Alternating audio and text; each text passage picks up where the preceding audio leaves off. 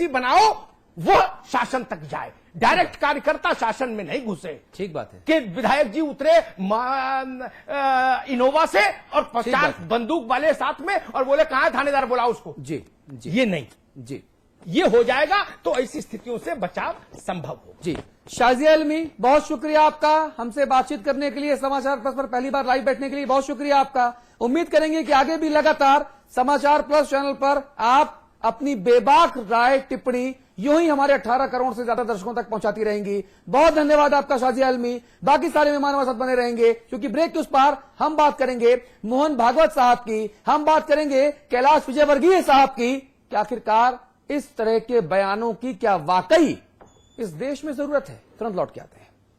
Burke पर बवाल, उठे सत्ता पर सवाल, मांगे जिनसे थे वोट उनकी आस्था पर चोट, बुर्के पर सवाल। आज ली क्या इंटरेस्टिंगली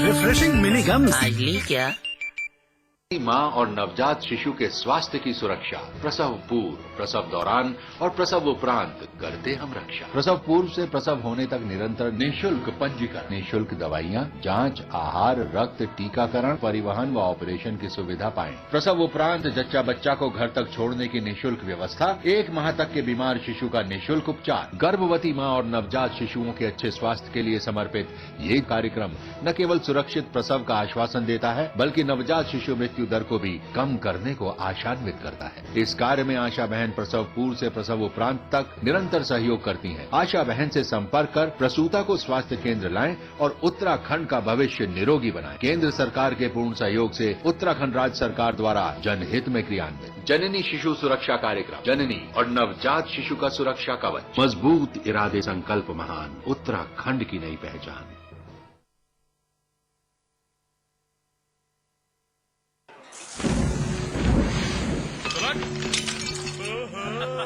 स्वीटी, हेलो डार्लिंग। बड़े चाव से खा रही हो? लो लो लो। किसने बनाया? मैंने बनाया।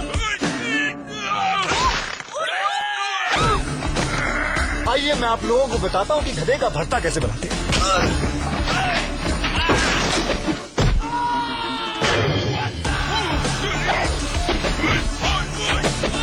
सबसे पहले इस गधे को अच्छी तरह धो लें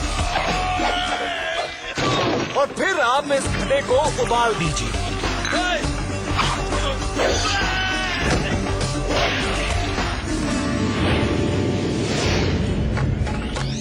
खूब सारी मिर्चें लगाएं और फिर अपने सुंदर हाथों से इन पे तड़का लगाएं और ये बन गया गधे का भरता। आप कितना अच्छा खाना बनाते हैं।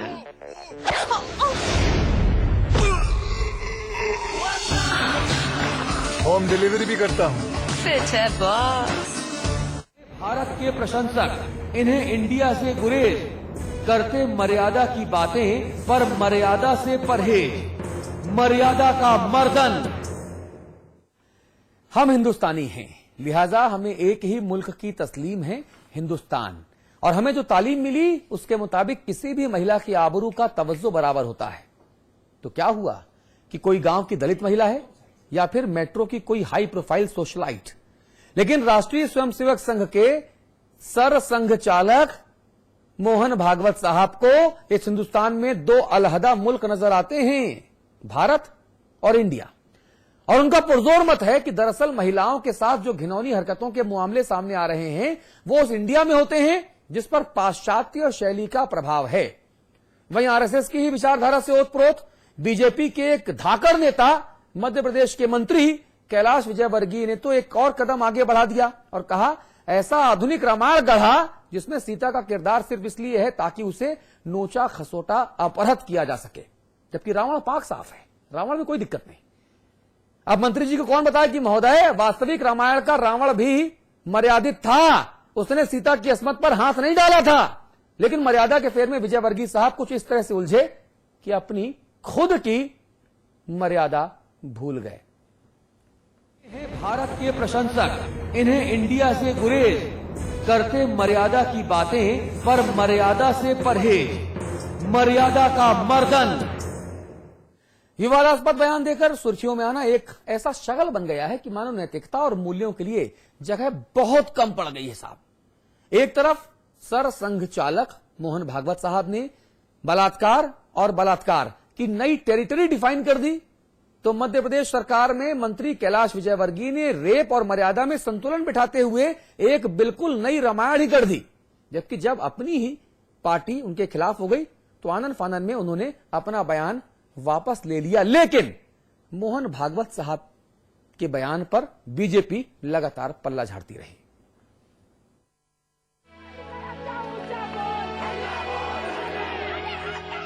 ऐसे वक्त में जब देश रात के अंधेरे से ज्यादा हालात के अंधेरे में डूबा है, ऐसे वक्त में जब वक्त की चादर पर बेटियों की सुरक्षा का सवाल हिलोरे मार रहा है, ऐसे वक्त में जब आधी आबादी की सुरक्षा पर हवाओं में इनकलाब की आवाज गूंज रही है, ऐसे वक्त में हमारे देश के प्रतिनिधि कड़वे बोल बोल रहे हैं, ऐसे बोल जो कटारी से ज्यादा तकलीफ दे हैं। हम आपको दो बयान सुना रहे हैं। पहला बयान मोहन भागवत का है, सुनिए।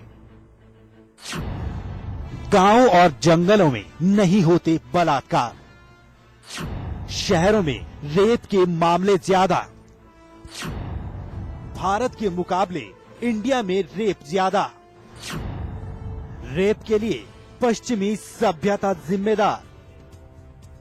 इस बयान को सुनने के बाद सवाल उठता है कि क्या हवस के दरिंदे सिर्फ कंक्रीट के जंगलों में बसते हैं? क्या रेप जैसी जघन्य वारदात सिर्फ शहरों में ही होती है? अगर हां, तो सवाल है मोहन भागवत से कि गरौठा, फर्रुखाबाद, बस्ती, बहराइच, गोंडा, गाजीपुर, घोसी, ये कौन से बड़े शहर हैं? क्यों यहाँ 4 साल की बच्ची को हवस का शिकार बना लिया जाता है? क्या ये भारत की तस्वीर नहीं है, या मोहन भागवत की किताब में भारत की कोई अलग परिभाषा है? बात सिर्फ मोहन भागवत के कड़वे बोल की नहीं है। न जाने कैसी हवाएं चल रही हैं इन दिनों, न जाने क्या हो गया है संघ को। मोहन भागवत के बयान के साथ ही दूसरा बयान आया है संघ के एक शिष्य का। एक ही शब्द है, सिर्फ मर्यादा। मर्यादा का उल्लंघन होता है तो सीता हरण हो जाता है। जब लक्ष्मण रेखा हर व्यक्ति की खींची हुई है, उस लक्ष्मण रेखा को कोई भी पार करेगा तो रावण सामने बैठा है तो सीता हरण करके ले जाएगा। सुन लीजिए, ये नई रामायण, ये रामायण बीजेपी नेता ने खुद गढ़ी है। बकौल विजयवर्गीय, अगर मर्यादाएं टूटी तो कलयुग के रावणों का हक बनता है कि उसे नोच लें, खसोट लें और तार तार कर दें आबरू। सीता ने अगर लक्ष्मण रेखा लांघी तो रावण सीता हरण जरूर करेगा। भाई वाह, मान गए मंत्री जी को। इन्होंने तो मर्यादा का पाठ पढ़ा दिया।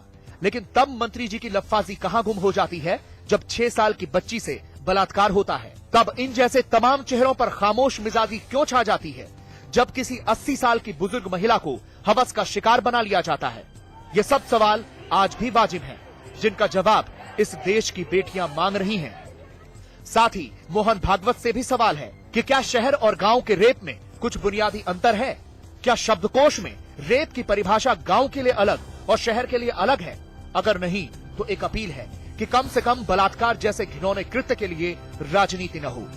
अजीत त्रिपाठी, समाचार प्लस। सियासी दलों के नेताओं और सामाजिक कार्यकर्ताओं का इस मुद्दे पर क्या कहना है, आइए सुनवा देते हैं। अनर्गल बयानबाजी करके अपने आप को लाइमलाइट में लाना मैं बिल्कुल उचित नहीं समझती। जो दिखता है हकीकत नहीं है। हकीकत तब आपको मिलेगी जब आप रिमोट एरियाज में, बैकवर्ड एरियाज में थाने खोलोगे, पुलिस चौकी बनाएंगे। गैर जिम्मेदाराना बयान खास तौर से एक मंत्री की पद पर बैठे हुए मध्य प्रदेश के मंत्री ने कहा है, वो बहुत ही अफसोस की बात है। मुख्यमंत्री जी अपने आप को सभी महिलाओं का भाई कहते हैं और उनके मंत्रिमंडल में उनके मंत्री अगर इस प्रकार की बात करते हैं और ईमानदारी से अगर वो महिलाओं के पक्षधर हैं तो uनको तत्काल कैलाश विजयवर्गीय जी का इस्तीफा ले लेना चाहिए। देखिए, इस तरीके के बयानात बहुत दुर्भाग्यपूर्ण हैं। रेप की घटनाएं हिंदुस्तान भर के देहातों से भी आती हैं। मुझे नहीं मालूम वो भारत का हिस्सा माना जाएगा या इंडिया का हिस्सा माना जाएगा। कैलाश विजयवर्गीय जी खुद ही हद में रहें और इस तरीके की अमर्यादित बातें महिलाओं के बारे में ना करें तो ज्यादा अच्छा है। अच्छा, और बीजेपी, आरएसएस और बाकी इनके समर्थक जो लोग हैं, जो नेता हैं, वो कैसे कैसे क्या क्या दलील दे रहे हैं, वो आप देख लीजिए। भागवत जी की टिप्पणियों को पूर्णता में देखने और समझने की आवश्यकता है। उन्होंने भारतीय जीवन मूल्य, संस्कार और परंपरा का उल्लेख किया है, जिसके चिंतन के केंद्र में नारी सम्मान है। उन्होंने महिलाओं पर बढ़ते हुए अपराध के बारे में सख्त से सख्त कार्रवाई करने का भी आग्रह किया है और यह भी मांग की है कि कानून को मजबूत किया जाए और इसके संबंध में मृत्यु दंड का भी प्रावधान किया जाए। मध्य प्रदेश के एक मंत्री की टिप्पणियों को लेकर चर्चा हो रही है और पार्टी की ओर से श्री कैलाश विजयवर्गीय से कहा गया है कि वो अपनी टिप्पणी को वापस लें। उसकी घोर निंदा सरसंघचालक आरएसएस चीफ ने की थी और उन्होंने ये भी कहा था कि जो लोग इस प्रकार की घटनाएं में शामिल होते हैं उनको कड़े से कड़ी सजा दी जाए, मृत्युदंड भी देना पड़े तो मृत्युदंड भी दिया जाए, क्योंकि उनका कहने का अर्थ इतना ही था, भारत की सभ्यता और संस्कृति में महिला को अच्छा सम्मान देना यह अपनी परंपरा रही है। इस सभ्यता और संस्कृति से हम जितना दूर जाएंगे उतना इस प्रकार की गलत मानसिकता लोगों में पनपेगी, इतना ही उसका अर्थ था। नहीं, जितना अर्थ आप बता रहे हैं उतना ही सीधा अर्थ होता तो पूरे देश में और बाहर इतना हंगामा क्यों मचा होता? सवाल तो यही है ना, राम माधव जी हों, रविशंकर जी हों, अगर इतना ही अर्थ था तो फिर तो सब कुछ अनर्थ होता ही नहीं। रामाश्री जी, अगर अर्थ सिर्फ इतना ही था, चलिए पहले मैं प्रकाश पंत जी के पास चलूंगा। प्रकाश पंत जी, आप जरा एक बार अगर चाहें तो अर्थ समझा दीजिए। देखिए, भारतीय सांस्कृतिक मूल्यों का जो व्याख्या माननीय भागवत जी ने की है वो एक तरह से पूरी तरह से सत्य है, क्योंकि हमारे भारतीय सांस्कृतिक मूल्यों में नारी सम्मान प्रमुखता से है और हमारी भारतीय सभ्यता ये मानती है कि जो भारत की अर्थव्यवस्था की रीढ़ है वो मातृशक्ति है। ठीक बात। और उसका सम्मान हमारी ये संस्कृति सिखाती है।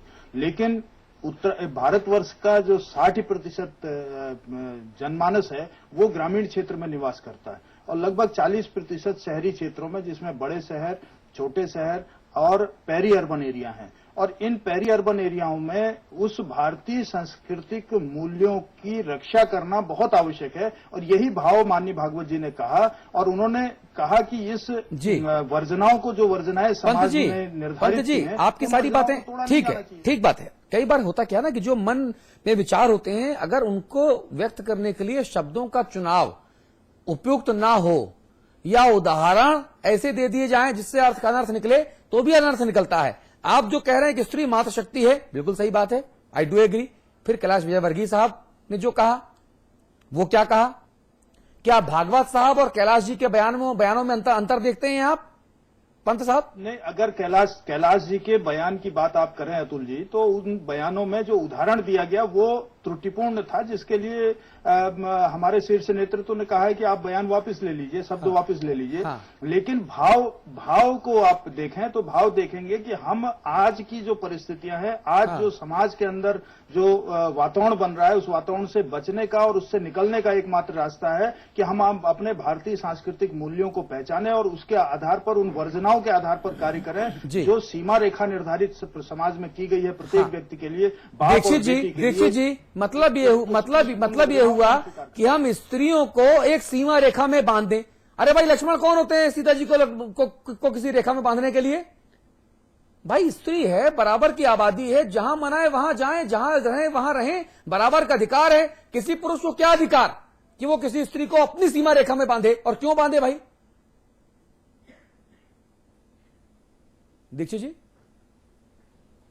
देखिए, श्रीमान भागवत जी के बयान में भारत और इंडिया दो शब्द आए हैं। हाँ। भारत प्राचीन संस्कृति और परंपरा का बोधक है। दुनिया की सबसे प्राचीन किताब, जिसे हम दुनिया का प्राचीन इंसाइक्लोपीडिया भी कह सकते हैं, वो है ऋग्वेद। और ऋग्वेद में भारत शब्द आया है, 7वें मंडल में आया है और विश्वामित्र के बारे में कहा गया है विश्वामित्र से ब्रह्मेद रक्षति भारत जनम। विश्वामित्र के मंत्र सूक्त भारत निवासियों की रक्षा करते हैं। भारत संस्कृति बोधक है, परंपरा